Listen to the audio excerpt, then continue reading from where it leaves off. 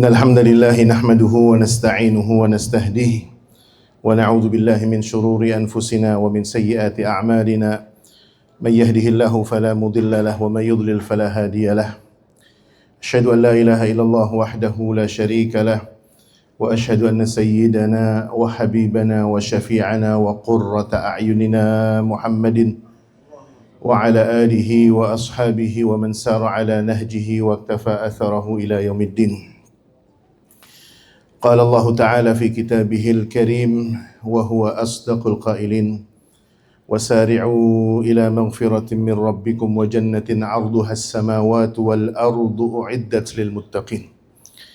صدق الله وصدق رسوله الكريم ونحن على ذلك من الشاهدين والشاكرين والحمد لله رب العالمين. Yang saya hormati jajaran para keluarga besar DPRD DKI Jakarta dan seluruh ASN yang hadir pada kesempatan pagi hari ini. Sebelumnya saya mohon maaf yang sebesar-besarnya atas keterlambatan karena saya memotong jalan. Tadi acara selesai dari Jagakarsa, sebenarnya udah jam 7. Saya tinggalin supir saya tinggalin mobil saya. Di Mampang udah nggak kondusif, akhirnya saya naik taksi untuk menyegerakan diri dan ternyata memang kemacetan Jakarta ini nggak ada obatnya, Pak. Di Kimia Farma juga nggak dijual-jualin. Ala kulli hal, alhamdulillah, segala puji bagi Allah Subhanahu wa taala. Ahlan wa sahlan wa marhaban ketua DPRD kita Bapak Suhud Alinuddin.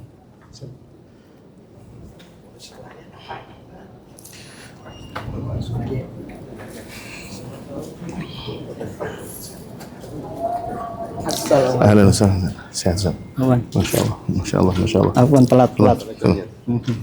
Silakan saya. Izin saya lanjutkan, Pak Ketua. Ma'asyiral hadirin yang dimuliakan Allah Subhanahu wa taala. Dalam sebuah konsep kehidupan, ketika Allah menjadikan kehidupan kita hanya dua alam. Yang pertama di dunia dan di akhirat. Dan seorang muslim memiliki pandangan kehidupan, bagaimana memandang kehidupan dunia ini adalah seperti yang digambarkan oleh baginda Rasulullah sallallahu alaihi wasallam.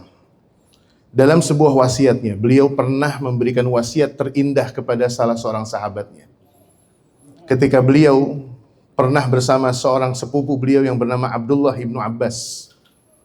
Abdullah ibnu Abbas ini sepupu Rasulullah, anak daripada putra pamannya Rasulullah, Sayyidina Al-Abbas bin Abdul Muttalib. Orang-orang nyebutnya Abbas, padahal dalam terminologi sirah nabawiyah nama beliau adalah Al-Abbas. Seperti nama Zubair Ibnul Awwam, padahal namanya adalah Az-Zubair Ibnul Awwam, ada alif lamnya. Putra beliau juga sama, ada yang namanya Qasim, padahal namanya adalah Al-Qasim. Abdullah ibnu Abbas ini adalah dalam tanda kutip korban semangat orang tua dalam mencari ilmu nih. Dulu di zaman Rasulullah ini ada dua orang sahabat yang saling berlomba-lomba gimana caranya pengen punya anak itu ilmunya kagak ketinggalan dari ilmunya Rasulullah. Yang pertama adalah Umar ibn Khattab, punya saingan yaitu pamannya Rasulullah namanya Al-Abbas bin Abdul Muttalib. Dulu Umar ibn Khattab itu beli tanah ketika di Madinah, itu beli tanah tepat di depan rumahnya Rasulullah. Dengan harapan Umar yang sibuk ini setidaknya kalau nggak ikut ngaji sama Rasulullah, anaknya yang namanya Abdullah ibnu Umar itu ikut ngaji. Kalau bahasa orang Betawi bilang, jangan sampai Rasulullah buka pintu aja anak saya kelewatan. Saking pengen deket sama Rasulullah, dia beli tanah di depan rumah Rasulullah. Jadi Rasulullah buka pintu, ngek gitu. Wah, Rasulullah keluar, langsung Abdullah ngejar. Ternyata Al-Abbas bin Abdul Muttalib, pamannya ini lebih cinta lagi. Kalau Umar beli tanah di depan rumahnya, Al-Abbas beli tanah di samping rumah Rasulullah. Ini bukan kebuka pintu lagi nih. Engselnya baru kegerak aja, wah Rasulullah keluar tuh. Jadilah Abdullah bin Abbas. Makanya kalau kita lihat dalam ilmu hadis, siapakah daftar periwayat hadis terbanyak? Ya dua orang ini saing-saingan. Meskipun Abu Hurairah, nanti kita akan bahas juga nih nama Abu Hurairah. Kenapa saya mau bahas highlight di depan? Akhirnya kedua anak ini jadi pelajaran penting bagaimana menyegerakan diri, berlomba-lomba dalam kebaikan. Abdullah ibnu Abbas ini salah satu di antara keuntungannya itu sering menjadi radifu Rasulullah. Bahasa Arabnya radif Rasulullah siapa? Teman tunggangannya Rasulullah. Jadi Saking masih kecilnya, Abdullah ibnu Abbas itu sering dapat momentum indah bersama Rasulullah. Ya karena badan kecil Pak gitu ya. Saya kalau begini berdua naik motor Vario ya bengek juga tuh Vario. Kalau yang saya tumpangin model badan kayak saya gemoy begini. Tapi kan kalau lagi nih, ente kurusan sini Mas Edah, gini kan enak ya. Abdullah ibnu Abbas tuh karena badannya kecil, masih muda, sering dijadiin, aduh sini nih, bonceng Mas saya. Naik kuda boncengan, naik onta boncengan. Salah satu di antara wasiatnya adalah, ya gulam, wahai anak muda. Ini bagaimana Rasul mengajarkan kepada kita tentang kehidupan dunia itu nggak lama. Kun fid dunya ka'annaka gharibun aw abiris sabil. Kalau di dunia itu jangan terlalu betah-betah amat. Kun fid dunya ka'annaka gharib. Jadilah orang hidup di dunia itu bagaikan orang asing. Saya belum lama pulang dari ini Pak Ketua, dari Cirebon nih. Nginep di rumah di sana kan ada acara, ada tempat saudara. Ya sebelagu-belagunya orang Betawi gitu di Cirebon ya. Undangan 2 hari, ya mau ngapain sih? Besok udah pulang kan gitu ya. Bawa perbekalan sedikit, lama juga kagak boleh gitu. Acara hari Sabtu, Minggu selesai acara, balik lagi. Begitu juga di dunia. Bagaimana konsep kehidupan kita di dunia ini? Kun fid dunya ka'annaka gharib. Kalaupun Anda bukan orang asing, aw abiris sabil, kayak orang lagi transit aja. Kita kalau mau pergi ke Cikampek, mau pergi ke Cirebon, ke Kuningan, atau pergi kemana ke Semarang, lewat Cipali. Tujuannya Semarang. Ada yang lebih lama di rest areanya, kilometer 62, lebih lama di situ gitu. Nginep di situ, nyuci di situ, kagak. Semua yang berbau transit itu pasti sebentar. Begitu juga kita di dunia. Rasulullah SAW sendiri yang mengatakan, umru ummati, umur umatku ini ma baina sittina wa sab'in.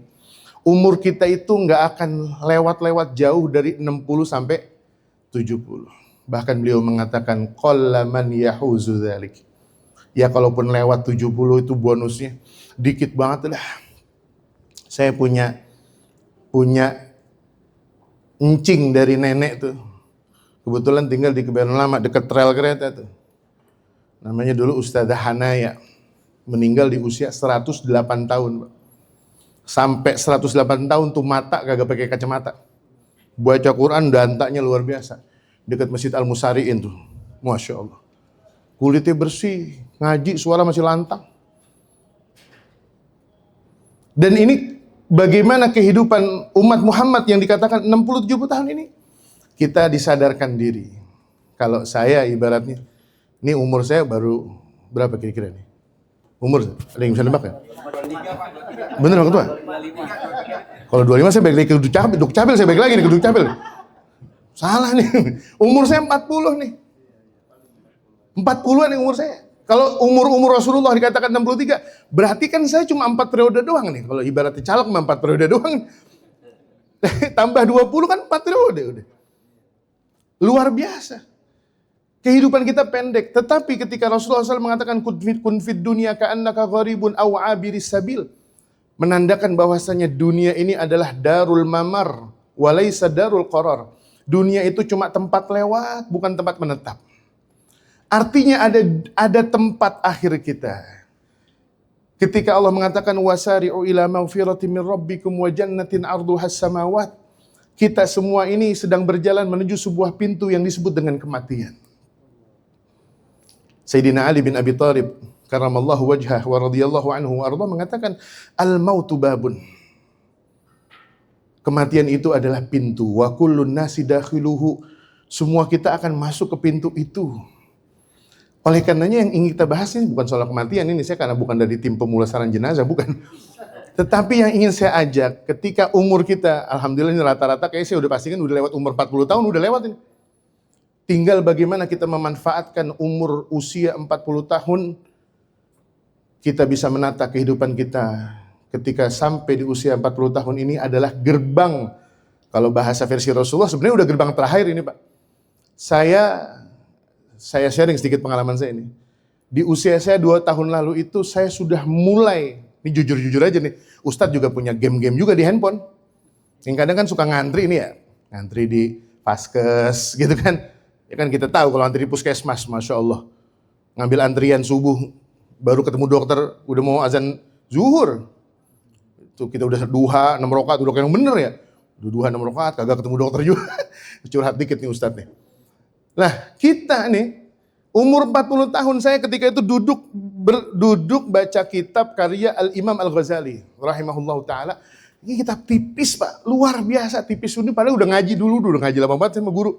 Saya buka lagi tuh kitab, kelewat ada satu hadis yang berbunyi begini. Man balagha arba'ina min umurih, barang siapa yang ketemu umur 40 tahun. Di situ saya ngomong sama diri saya sendiri, Pak. Demi Allah 2 tahun lalu saya ngomong gini. Umur saya hari ini 42 tahun. Saya bilang gini. Ya Allah. Lah gua ini. Man balagha arba'ina min umri. Falam yaghlib khairuhu syarrahu. Tetapi kebaikannya belum mendominasi daripada keburukan dalam usia kehidupan itu. Apa kata Rasulullah SAW? Falyatabawwa maq'adahu minan nar. Siap-siap nih orang punya kuota jatah kursi di akhirat, ini ada di neraka, udah disiapin. Di situ saya teringat dengan doa yang dulu pernah diajarkan oleh guru-guru kita. Ketika Allah Subhanahu wa taala mengatakan falamma balagha ashuddahu wa balagha 40 sanatan qala rabbi auzi'ni. Apa tuh? An ashkura ni'mataka allati an'amta 'alayya wa 'ala walidayya wa an a'mala salihan tardah. Umur 40 tahun ini sakral luar biasa. Saya beberapa waktu lalu sengaja Pak, menyengajakan diri datang ke Masjid Al-Bina di kawasan GBK menghadiri pengajian yang diisi oleh Dr. Saiful Bahri. Dr. Saiful Bahri. Ini dosen UMJ. Ini pemateri favorit saya nih Pak. Sayangnya beliau dosen terlalu sibuk di kampus. Beliau karena harus ngejar profesor. Dapat postingan ngisi pengajian di GBK Masjid Al-Bina. Saya kejar. Temanya seringan doang. Rahasia umur 40 tahun. Padahal kita udah tahu juga tuh materi. Tapi saking senengnya sama beliau saya datengin. Dan itu benar luar biasa. Umur 40 tahun ini gerbang terakhir. Saya di usia 40 tahun. Ketika hadis itu saya temukan. Demi Allah Pak. Malam itu saya hapus semua. Hal-hal yang gak bermanfaat di usia 40 tahun. Kenapa? Karena itu tadi. Kita semua akan bertemu pada masanya kehidupan ini tidak lagi akan bermanfaat. Bila Israel kan gitu ya lagunya tuh. Zaman dulu nih nenek-nenek kalau mau ngaji kan gitu manggil. Nenek-nenek kalau mau ngaji kan horor juga kan Pak. Orang mau ngaji siang-siang jam 1 dipanggil pakai lagu Israel. Yang tadinya malas jadi berangkat juga. Kalau udah dipanggil sama Israel mau ngapain lagi? Nyawa sudah tercabut, amalan sudah tidak bisa diukir lagi. Silaturahmi tidak bisa dilakukan. Oleh karenanya pantas kalau Rasulullah SAW mengatakan irtanim khamsan qabla khamsin. Kata Rasulullah SAW, sibukmu kosongmu, luangmu sebelum sibukmu. Orang kalau udah kosong kadang orang Jakarta kalau udah ketemu Sabtu Minggu pengennya belonjoran aja, selonjoran. Pengen selonjoran aja. Ya paling mentok paling ingin murai kali ya. Gitu ya, gantangin murai gitu. Kalau dia malas juga nitip sama orang. Saya tahu lah saya punya murai di rumah. Itu kan begitu tuh.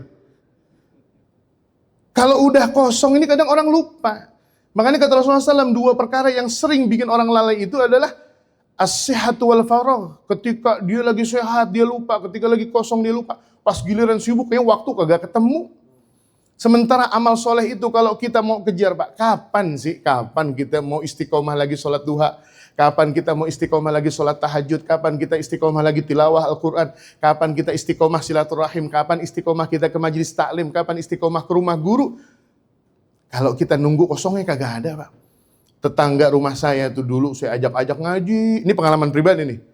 Saya manggil beliau encing itu. Cing, ngaji dong. Rumah samping masjid cuma kalau bahasa Betawi kepleset nyampe. Ustaz, ntar deh ya kalau pensiun. Dia elah tiba ngaji. Saya nyampe rumah udah jam 7, setengah 8. Udah kemalaman.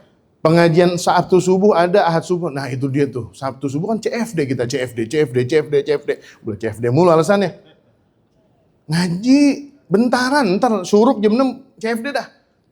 Ana pensiun, ana ngaji. Padahal gurunya bukan saya Pak, itu saya pengurus masjid. Lah bener, janjinya bener Pak, pensiun sebulan, meninggal beliau.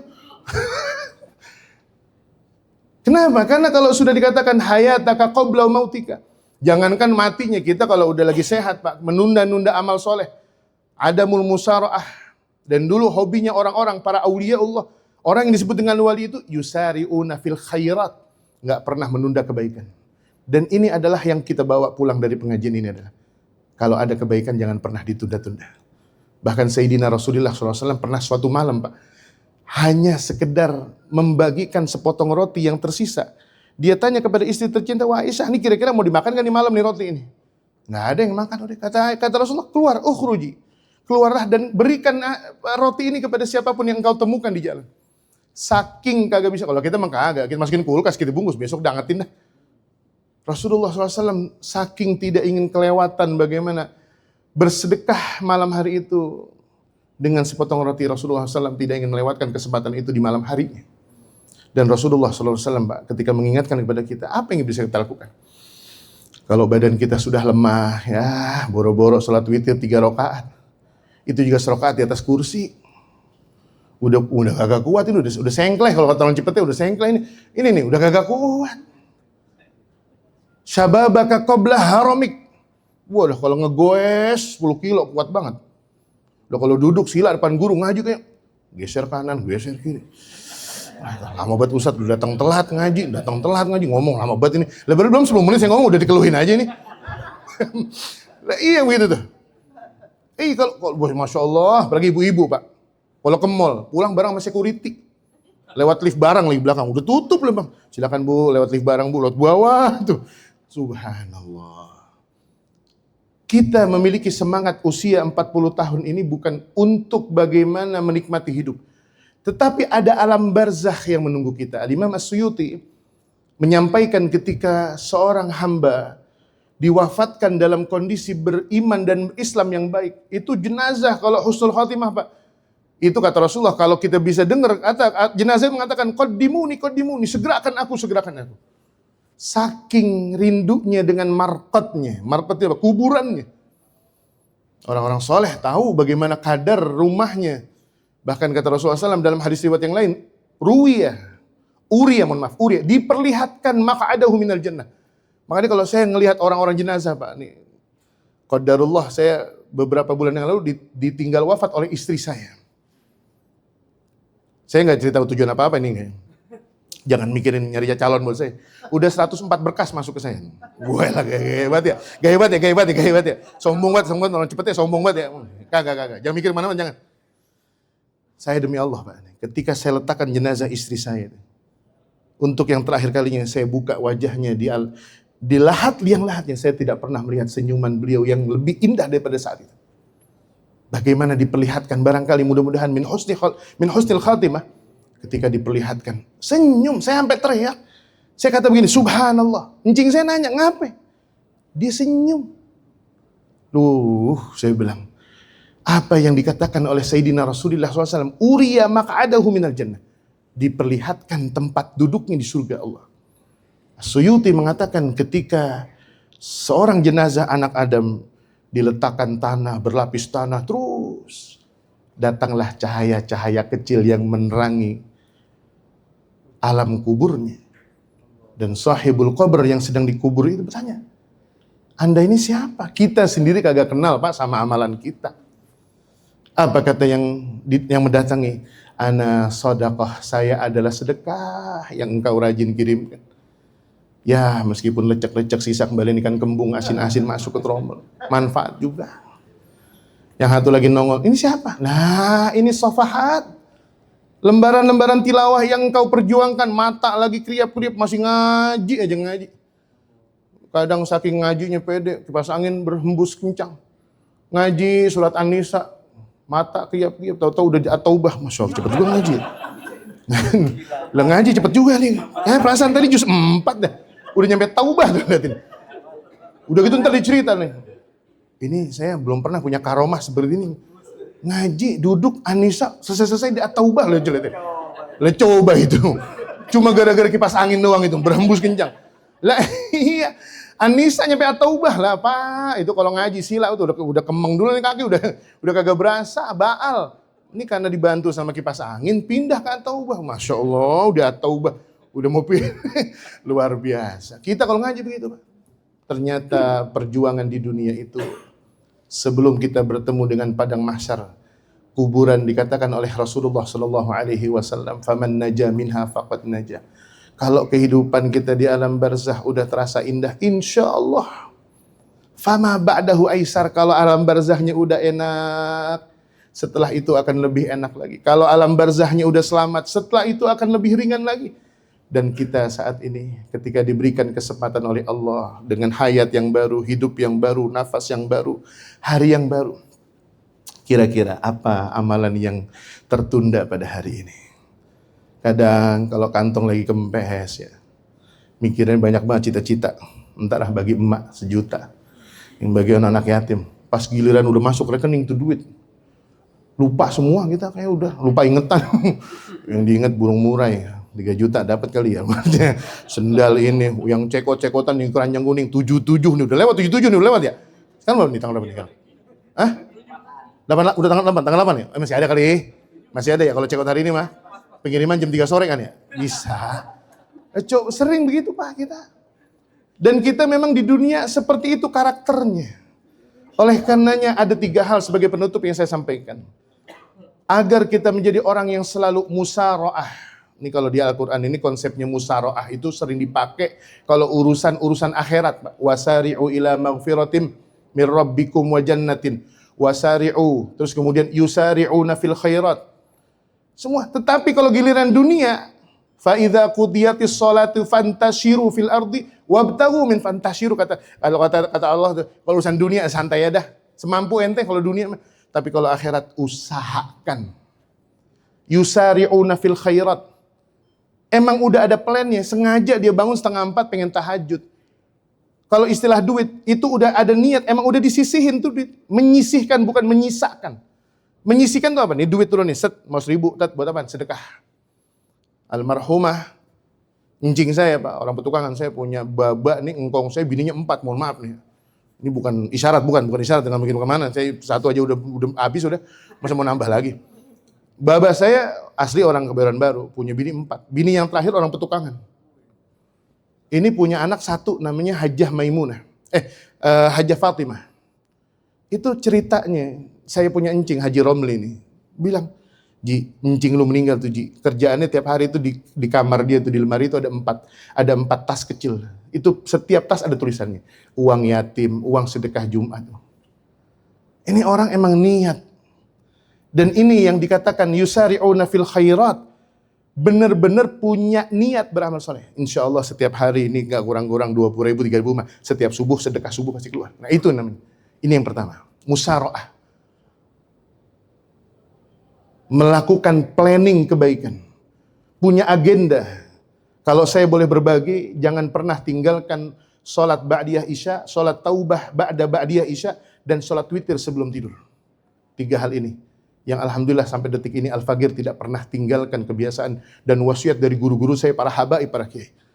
Ente Abdul Atik, sesibuk apapun ba'da isya, jangan tinggalin ba'diyah. 2 rakaat, dilanjut dengan sholat taubat 2 rakaat, ditutup lagi dengan sholat witir. Barangkali itu sholat terakhir, kalaupun ketemu sama malaikatul maut udah enak. Yang kedua, jangan pernah menunda kebaikan. Apa yang bisa kita kerjakan saat itu. Kalau kata orang Betawi, daripada tumpah mendingan miring. Kalaupun nggak dikerjain semua ya setidaknya ya nyerempet-nyerempet lah. Tadinya mau sedekah 1 juta kagak ada, ya ada 100.000 masukin aja 100.000 dulu dah. Nggak usah pakai nunggu, punya niat itu seutuhnya yang kita bisa lakukan. Dan yang ketiga, ma'asyiral hadirin yang dimuliakan Allah Subhanahu wa taala. Semua obsesi amalan kita ini bukan untuk mendapatkan validasi di dunia, tetapi mendapatkan keuntungan di akhirat. Dan akhirat yang pertama yang kita akan lalui adalah alam barzakh. Oleh karenanya ma'asyiral hadirin wal hadirat, para jamaah sekalian yang dimuliakan Allah, keuntungan seorang mukmin itu selalu dikaitkan tentang keuntungan di dunia dan di akhirat. Rasulullah bahkan sampai berkata dengan kata yang baik adalah mengatakan, man kana yu'minu billahi wal yaumil akhir, kan gitu ya, falyakul khairan aw liyasmut. Hubungannya apa sih beriman sama Allah hari kiamat? Karena supaya kita mikir, ini ngomong jangan sekedar ngomong di dunia nih, statement kita di dunia ini untungnya ruginya bukan cuma di dunia tapi akhirat. Kan kita kan kalau celoteh sama orang Pak, saya termasuk korban juga ya. Orang kan suka kagak betah banget ngeliat orang gemoy kayak saya, pengen dikomen aja. Lu gemukan Ji. Kalau laki-laki kayak saya mah kebal Pak, lihat emak-emak. Perempuan udah diet 2 bulan, Ketemu pengajian, masih kata gemuk juga. Wah puasa sebulan Pak, dia kagak buka-buka itu. Udah diet 2 bulan, kagak makan-makan ya. Ketemu masih dikitin komentarnya mancingnya. Badan gede banget ya, kayak badak begitu. Padahal udah diet 2 bulan. Dikata gitu baper. Makan sebulan kagak gitu. Siang masuk sayur tangkar juga gak disentuh, udah gak mau. Luar biasa Pak. Kadang kita itu berkomentar, jangankan efeknya di akhirat, di dunia aja sudah merusak tatanan kehidupan orang lain. Kita datang main ke rumah ipar kita, ke rumah saudara kita, memperhatikan hal yang tidak perlu diperhatikan. Gue lihat-lihat nih hordeng rumah lu udah setahun, 2 tahun gak ganti-ganti. Ganti ngapa? Laki kerja di DPRD, ganti apa? Waduh. Tadinya mau diakur-akur aja sama laki itu Pak. Hordeng gak diganti, 5 tahun biasanya. Gara-gara celotehan kita. Ngeliatin tuh piring pada gompal. Cangkir gompal, beli dong, laki lu kan pejabat, beli. Akhirnya gara-gara itu tuh, gara-gara dikomentarin tuh, laki pulang kerja, bang, beli bang hordeng ini bang. Kata laki, lu ada apaan? Hujan kagak apa, diganti hordeng. Gara-gara celotehan orang lain. Oleh karena kata Rasulullah SAW, falyakul khairan aw liyasmut. Man kana yu'minu billahi wal yaumil akhir falyukrim jarahu. Semua apa yang kita dapatkan di dunia ini, buah hasilnya adalah di akhirat. Dan Al-Imam Abdullah ibnu Abbas ketika dari kecil memberikan sebuah semangat mencari ilmu, Abdullah ibnu Umar, termasuk Abu Hurairah yang tadi saya katakan. Kalau ranking periwayatan hadis nomor 1, padahal usia Islamnya itu lebih pendek daripada Abdullah ibnu Abbas dan Abdullah ibnu Umar. Kenapa? Karena Abu Hurairah ini yang memotong kompas, Pak. Lebih gila lagi nyari ilmunya daripada Abdullah. Tadi Abdullah ibnu Umar beli rumah di depan rumah Rasulullah, Abdullah ibnu Abbas samping Rasulullah. Kalau Abu Hurairah tidur di depan pintu rumah Rasulullah, lebih gila lagi. Kalau kita, saya punya murid begitu, saya usir, ngapain sini lo? Gue kagak gaji. Gak apa Ki, saya pengen ngajar aja, pengen ngaji Ki. Luar biasa. Abu Hurairah nomor 1 periwayatan hadis tertinggi. Sampai beliau itu tidur di depan pintu Rasulullah dan mencapai derajat periwayatan hadis tertinggi di kalangan sahabat. Padahal datang Islamnya itu di perang Khaybar, dalam riwayat begitu kan. Perang Khaybar baru masuk Islam, tetapi memahami tentang ketertinggalan hidupnya dalam beramal soleh. Oleh karenanya ketika usia kita 40 tahun hari ini, 50 tahun, jangan kecil hati. Kejar, jangan sampai kita ngeliat, wah dia mudaan loh. Hafal Quran 30 juz, saya kagak mau kalah. Besok saya hafalin juz 31. Wah, lah iya. Berapa deh hafal juz? 30 Pak. Besok gua hafalin juz 31. Gua gak mau kalah sama lu. Kata yang hafalin Quran 31. Lah gua main Quran mentok depak sampai 30 doang. Dia dari mana lagi nih? Di Kuitang kagak ada, Menteng kagak ada. Ini saya pernah menghadiri nih Pak Ketua nih. Ada wisuda tahfiz di daerah Jawa Barat, saya diundang sebagai penceramah. Ini mungkin Bupati emang baru tumben mondok kali ya, baru tumben baca Quran kali ya. Saya ucapkan selamat kepada para wisudawan wisudawati atas pencapaiannya yang sudah menghafal 30 juz. Mudah-mudahan bisa ditingkatkan dengan penambahan juz-juz yang berikutnya. Juz ini tim penulis naskah ini kagak ngerti ini. Juz berapa lagi emang? Juz 30 udah mentok segitu emang. Versi katedral apa gimana? Iya susah kagak ada lah udah. Nah ini menambah pundi-pundi amal soleh. Jangan sampai kita yang sudah lewat umur kalah semangat dengan mereka yang sudah diberikan kesempatan. Atau kita yang sudah bertambah usia, jangan pernah lalai bahwasanya kematian sudah di hadapan mata kita. Wallahu a'lam bishawab. Wallahul muwaffiq ila aqwamit thoriq. Wassalamualaikum warahmatullahi taala wabarakatuh.